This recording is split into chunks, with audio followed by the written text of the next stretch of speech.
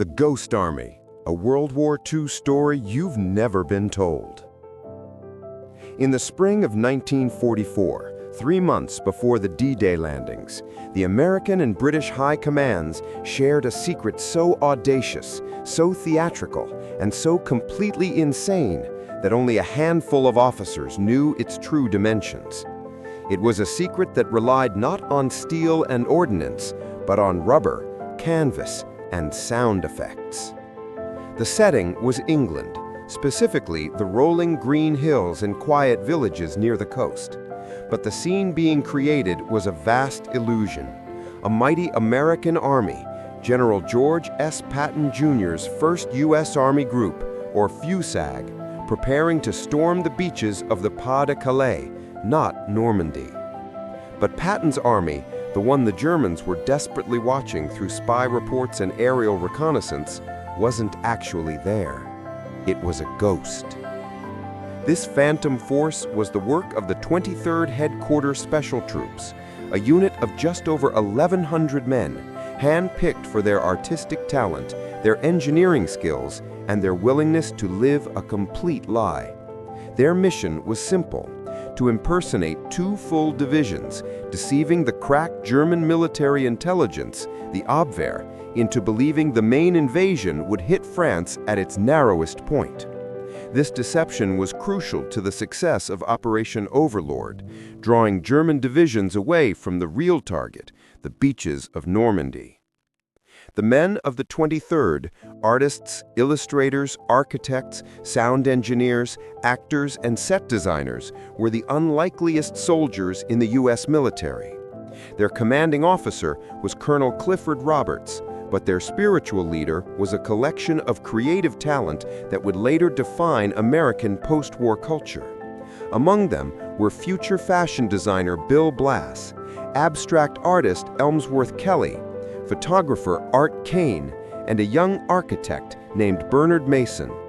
These were not the men you'd expect to drive tanks, yet they drove them, inflatable ones. Imagine standing in a muddy field in the English countryside and seeing a massive M4 Sherman tank. It looks real, the paint is right, the shadow is deep, the barrel is menacing.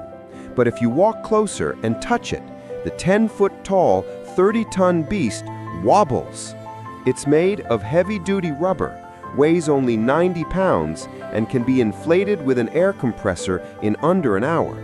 2 men could pick it up. The 23rd had hundreds of these rubber decoys, tanks, trucks, artillery guns, and even jeeps.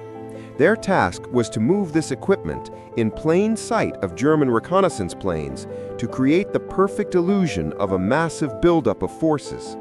They had to camp at night, driving their few real trucks in a continuous loop to leave thousands of convincing tire tracks in the mud, then setting out their rubber armada before dawn.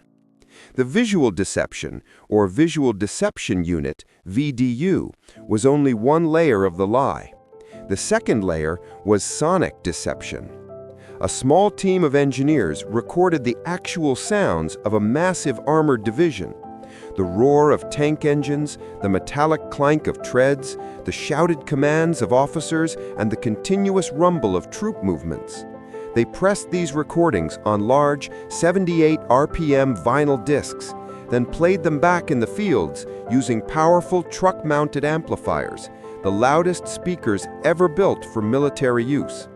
These speakers could project the sounds of a busy military base up to 15 miles away, making the fake camps sound like the real thing, especially to German listening posts across the channel. The third and most dangerous layer was radio deception. Operating just behind the real front lines, the 23rd had a team of radio operators who mimicked the entire radio network of a large army unit. They created convincing but utterly false radio traffic using the specific jargon, operator styles, and even the deliberate mistakes of the unit they were impersonating. They sent coded messages, confirming troop deployments that never happened, and supply requests for units that didn't exist, all knowing that the German intelligence would intercept and verify this proof of Patton's impending invasion. And for the final human touch, the soldiers of the 23rd would personally put on the show. They had stenciled on the uniforms of the real units, the 9th and 23rd U.S. Armored Divisions, and then drove their real jeeps into nearby towns. They would loudly discuss their imminent deployment to the Pas de Calais in cafes, flirt with local women with dramatic tales of their bravery, and even deliberately lose official-looking maps on the ground for potential spies to find. They were actors playing soldiers. Their primary weapon was misinformation.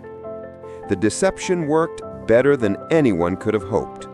When the real invasion began on June 6, 1944 at Normandy, Hitler and the German High Command were so convinced that Patton's Ghost Army was the true threat that they kept the veteran 15th Army, over 250,000 men and most of the panzer divisions, stationary at Pas de Calais for weeks. This crucial delay allowed the Allied forces at Normandy to secure their beachheads, break out, and begin the drive across France.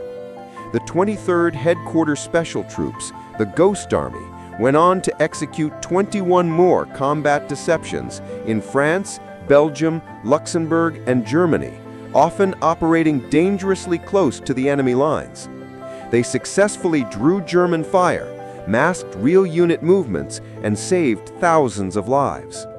It wasn't until 1996 that their mission was declassified, finally allowing the veterans, now in their 70s and 80s, to tell the unbelievable truth of how they helped win the war with rubber, recordings, and the ultimate performance art.